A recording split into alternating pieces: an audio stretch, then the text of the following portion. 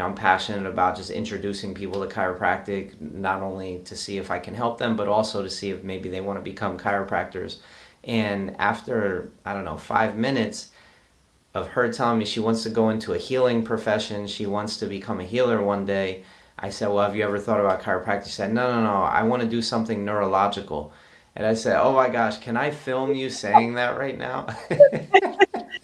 So it's just wild. You mentioned neurology a couple times. I'm sure that's going to be wrapped up in what you talk about with upper cervical. But can you introduce students to how influential neurology is into the healing process and how we see the body through maybe the neurological lens? Yeah, sure. Sorry, I'm trying to like figure out how to frame this up here.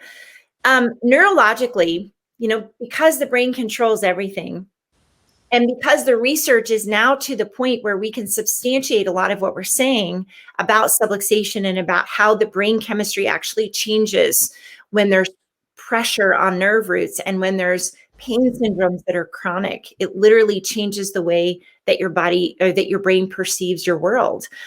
Um, and so with Atlas orthogonal, we do focus primarily on that brainstem level, that the atlas bone, and keeping it orthogonal or parallel to the occiput and to C2, and making sure that the brain can send and receive signals without interference, primarily at that level.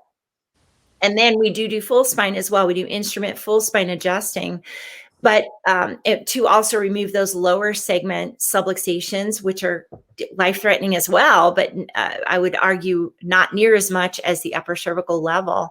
Now, when I was back in school, I did graduate as a full spine adjuster diversified. So I started out my whole first 10 to 12 years in practice where I was a manual adjuster only.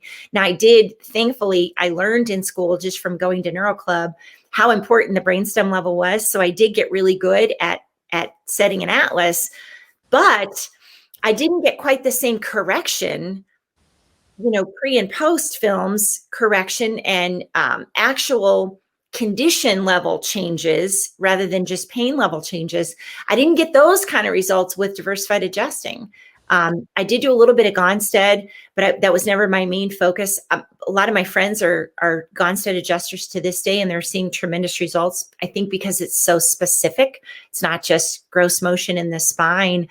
But once I transitioned into instrument adjusting and learned about the different upper cervical techniques, Atlas orthogonal is the one that we land on, for a host of different reasons. The X-ray specificity is so clear cut. It's very easy to. It's not that it's easy to learn, but it's easy to duplicate or replicate. So once you get your measurements right, any doctor that's in that position, as long as they know how to set the patient up and they're using the correct measurements, any physician can get the same clinical result. So it's no longer, personality based or just sensory based. You can actually measure the pre and post changes. So we like that level of correction for patients instead of just pain relief or gross motion. We're actually seeing corrective changes on our x-rays. So we do pre-x-rays and then we do post x-rays or incremental, and we do expect to see positive changes on film as well as changes in their symptomatic presentation. But a lot of times you're going to see the changes on film first before the symptoms are gone. And then you have some patients that their symptoms will be gone, but their x-rays aren't corrected yet. So that's where we can intervene and say, listen, I know your symptoms are gone, but according to this film, they will be back if you don't keep going. And so I really like the specificity of that. The other thing I like is there's a lot of longevity to it.